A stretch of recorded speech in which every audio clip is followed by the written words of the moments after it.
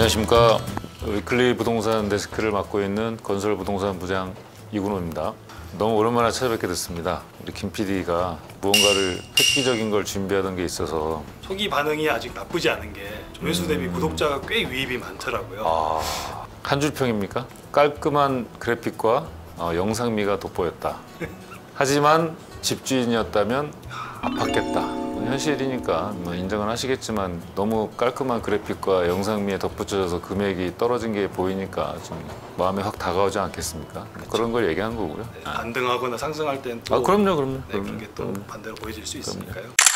오늘은 세종시에 있는 그 국토교통부로 가보도록 하겠습니다. 지난주 7일이었죠. 아파트 분양권 전매 제한을 완화하는 주도법 개정안이 시행되면서 최대 10년에 달했던 전매 행위 제한 기간이 수도권은 최대 3년, 비수도권은 최대 1년으로 각각 단축됐습니다. 또 세부적인 내용들은 더 많은데 여기 창으로 좀 보시면 될 것 같고요. 네. 기존에 분양을 마친 단지들도 소급 적용이 됐습니다. 그래서 우리가 가장 잘 아는 그 둔촌주공, 올림픽 파크 포레온도 연말부터 분양권 전매가 가능해집니다. 이 둔촌주공은 뭐 하여튼 이 정권의 가장 수혜 단지로 좀 계속 꼽힐 수밖에 없는, 이래저래 이름을 오르내릴 수밖에 없는 상황인 것 같습니다. 이달부터 분양권 전매가 풀리는 아파트 단지도 한 13개 단지로 파악됐습니다. 1년 전인 그 지난해 4월 7일 이전 청약 당첨자를 모집한 단지들은 아직 입주가 시작이 되지 않은 곳이 대상인데 그것들은 13개 된다고 해요. 그 13개도 또 일일이 설명하는 것도 저 불편하니까 여기 창을 보시면 될 것 같고요. 네. 김 PD 이번 편집이 좀 바쁘시겠습니다.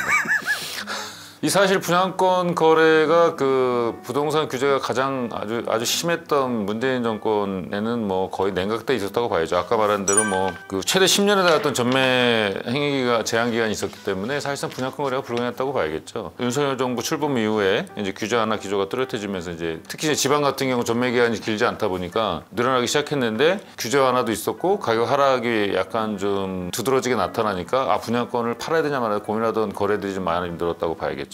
한국부동산원의 부동산 통계정보 시스템 들어가서 제가 확인해 봤는데 실제로 작년 10월부터 2월까지 이렇게 4개월 연속 증가를 했습니다. 그 증가폭도 2월 달에 4,345건에 달했는데 1월 3,400건보다 28%나 증가한 거죠. 실제로 그 분양권 거래의 70%가 지방이었다고 해요. 서울은 뭐 분양권 거래가 한 20몇 건이었는데 강남이 한 19건을 제외하고 나머지는 경기하고 인천이 많았습니다.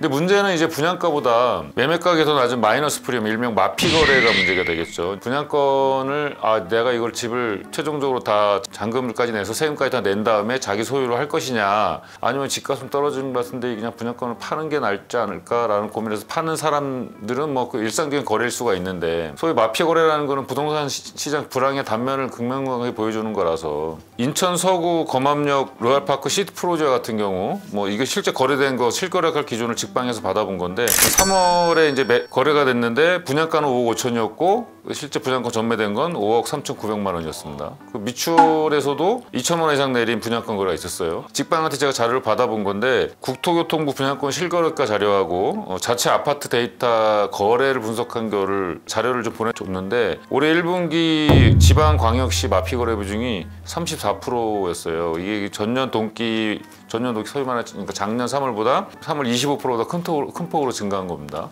그러니까 아까 말씀드렸듯이 지방은 일단 그 전매 제한 기간이 짧고, 그 지방 같은 경우는 또 뭐 나중에 다시 말씀드리겠지만 자가 보유율이 100%가 이미 넘은 지역들인데 그 동네는 사실상 신규 아파트는 투자자들이 어떤 절반 이상의 비중을 차지한다고 보면 되는데, 투자를 했는데 부동산 시장은 꼬꾸라지고 집값이 하락하고 세입자 구하기도 어려운 상황이다. 그러면 세입자로부터 잔금을 받아서 이거를 최종적으로 세금까지 다 내는 그 과정을 1년에 집을 소유하는 과정을 거쳐야 되는데, 야 이러다가 이거 뭐 고금리 이자만 내는 상황에서 이거 내가 들고 있어봐야 손해겠다, 2, 3천 손해보더라도 던지는 게 낫지 않냐 해서 던지는 거래들이 많았다고 봐야 되겠죠. 제가 분양받은 그 지축 아파트, 이게 뭐 건설사가 중간 엎어지고 뭐 이 문제가 하도 많다 보니까 이제 입주 예정자들 지금 민심이 되게 뒤숭숭한 상황이고, 네. 계약금 10%가 한 6천만 원 정도 되는, 이거 포기하고 팔고 싶다 막 이런 얘기를 공공연하게 하시는 분이 몇 분 있을 정도로. 지금 최근에 분양받은 분들은 아까 저번에 전회에서 이제 했던 것 중에 하나가 할인 분양을 한다고 했잖아요. 할인 분양하거나 이제 소위 미분양 판촉하는 것 같은 경우는 이제 중도금 무이자를 해준단 말이에요. 근데 요때 경기가 좋을 때 분양받은 것들은 무이자가 아니에요. 그럼 어쨌든 자기가 계속 중도금을 내야 되고 그 중도금 대출 이자가 계속 올랐을 거란 말이에요. 그럼 그 금리 부담을 다 견뎌가면서 내 잔금 하나만 바라보고 지금 달려왔던 사람들인데 사실 이거를 자기가 돈을 벌 수 있으냐 장담도 할 수 없고 그것도 잔금을 받기 위해서는 세입자로부터 그 들여서 잔금을 받아야 되는데 세입자를 구하기도 어려운 상황이니 고민되는 거죠. 던질까 말까 던질까 말까. 서울은 아직까지는 그런 상황은 덜한 것 같긴 한데 이제 수도권 경기 인천부터 시작해서 각 지방 광역 시도로 가게 되면 그런 고민하시는 분들이 점점 많아지고 있다는 걸 생각하면 될 것 같습니다.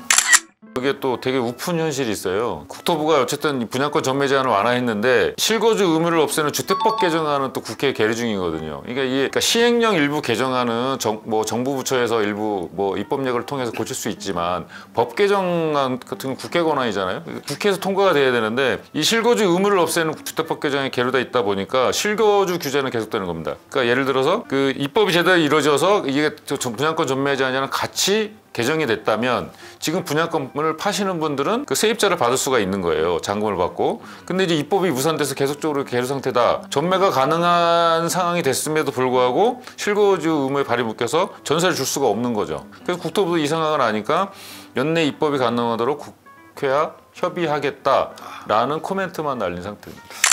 아무튼 결론을 내리면 일단 분양권 전매 제한 해제 여파는 사실 그 부동산 시장에 어떤 영향을 미칠지 다들 궁금해합니다. 궁금해할 수밖에 없고 지금 하락세가 멈췄느냐 바닥이냐 아니냐라는 논란이 있는 상황에서 그럼 분양권 전매가 어떻게 부동산 시장에 영향을 미칠까? 일단 무주택자들은 사실 시세보다 낮은 분양권이라면 살만하지 않겠어요? 새 아파트고 주변 시세보다 낮거나 비슷할 테니 곧 입주를 앞두고 있는 새 아파트 인테리어 따로 할 필요도 없고 물론 자기가 원하는 인테리어가 있다면 하겠지만 상당히 좋은 집을 싸게 좋은 집을 살 수 있는 기회라고 보여집니다. 그리고 전문가들 중에서는 또 주택거래 활성화에 도움이 될 거라는 얘기도 있어요. 근데 문제는 지금처럼 이제 매물이 쏟아지는 상황에서 분양권 거래가 늘어난다고 해서 딱히 이게 도움이 될 것이냐 거기에 대한 이제 논란이 많은데 결국엔 바닥론이 거론되고 있고 금매물이 일부 소진돼서 매물이 다시 쏟아졌다가 다시 거래가 안 되고 있어요.